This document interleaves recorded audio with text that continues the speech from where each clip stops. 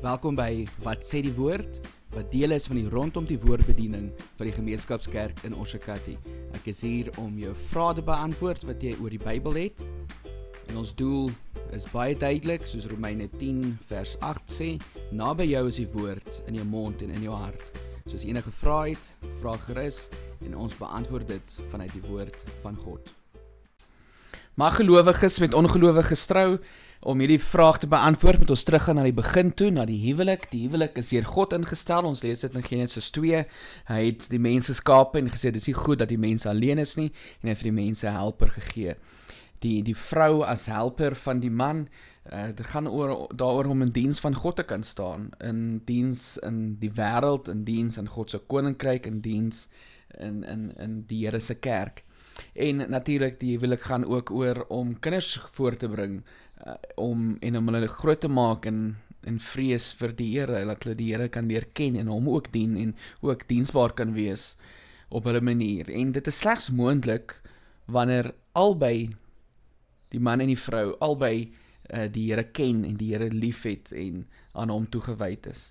Ons lees die sondeval wat plaasgevind het, Genesis 3 vers 15, lees ons die gevolge van die sondeval, die vyandskap tussen die vrou se saad, die vrou se nageslag en Satan se saad of Satan se nageslag. En dit sien ons onder andere in Genesis 6 waar die gelowige mans met die ongelowige vrouens getrou het. Ons sien dit in ons sien dit in Esau se geval waar hy met dietitiese vrouens getrou het. Ons in Deuteronomium 7 vers 3 tot 4 sê Moses dat die volk nie met die Kanaaniete mag trou nie. Dit is 'n opdrag van die Here af, want die Here sê dat hulle die Israeliete sal afvallig maak sodat hulle nou nie meer die Here kan volg nie. En dit is presies wat gebeur het in Rigters 3 vers 6. Ons dink onder andere ook aan Samson wat met 'n nie-Israeliet getrou het en ook afvallig geraak het. In die Nuwe Testament kry ons hierdie ook, so dit gaan nie net oor die Ou Testament in 2 Korintiërs 6 vers 14 staan, moenie in dieselfde juk trek saam met ongelowiges nie.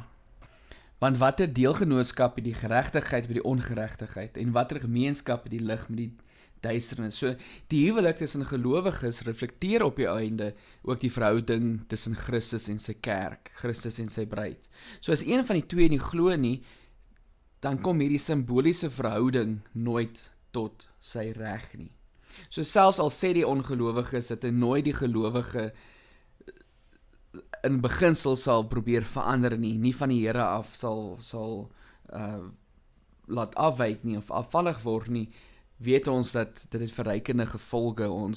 Die kans is altyd goed dat die ongelowige, die gelowige sal het afvallig raak. Dink onder andere aan Salomo, hy is 'n baie goeie voorbeeld van 'n man wat baie meer as een vrou gehad het, 1000 vroue gehad het. Baie van hulle was ongelowig, het nie die Here geken nie. En wat het gebeur? Salomo het afvallig geraak, hy het nie meer God aanbid nie, hy het afgode gedien en die gevolge daarvan is die koninkryk is in twee geskeur. So kan daar dan eenheid wees, dink byvoorbeeld aan finansiële besluite, dink aan etiese, morele besluite, dink aan jou kinders se doel op aarde, wat jou siening oor kinders is, jou siening oor die doop is, gaan die ongelowige toelaat dat jy jou kind doop, gaan hulle toelaat dat jy jou kinders ook na die eredienste toe vat, gaan jy toelaat dat jou kinders die Here gaan leer ken. So ons as gelowiges stem saam eintlik dat ons nie met ongelowiges moet trou nie, want die gevolge is net te groot. As jy jonk is jy baie verlief, mens kyk vas in jou emosies, jou gevoelens, en dan besef jy nie wat die gevolge daarvan gaan wees nie. Maar wat help het, jy is so verlief en jy trou net om later 'n baie ongelukkige huwelik te hê. Dit gebeur dat daar ongelowiges is en die een kom tot geloof en die ander ene is nog steeds 'n heiden, 'n ongelowige. Paulus spreek dit aan ook in 1 Korintiërs 7. Moet so 'n persoon dan skei?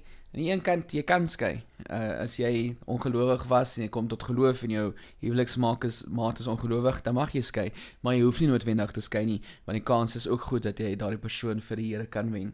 So wat is ons antwoord? Mag gelowiges met ongelowiges trou? Die antwoord sou eintlik wees nee. En hoekom nie? Want dit bring nie eer aan God nie. Dit gaan jou dalk weg van die Here aflei, dit gaan jou dalk afvallig maak. Jy gaan nie meer so toegewyd wees aan die Here nie.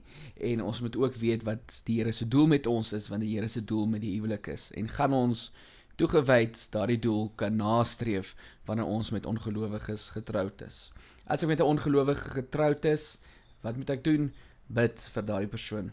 Bid dat daardie persoon die Here sal leer ken. Bid dat die Here vir jou die krag sal gee om nog steeds toegewyd aan hom te leef, sonder om afvallig te word, of sonder om die negatiewe van die ongelowige persoon jou eie te maak, maar dat jy altyd positief sal wees en die woord van die Here sal glo en dat dit jou nie sal inreis teen dit wat God van jou vra nie. As dit gaan oor die etiese weet, dit gaan altyd oor wat die Here in sy woord vir ons sê.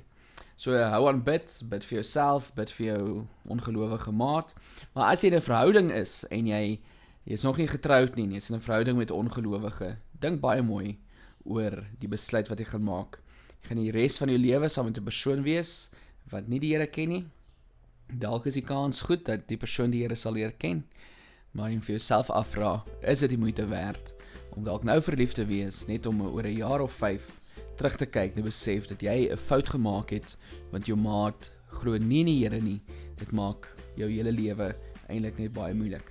So dink mooi en vra mooi, bid mooi oor wat die Here se wil ook vir jou huwelik is en vir jou verhouding. Maar van my kant af wil ek net sê, maak die regte besluit tot eer van die Here.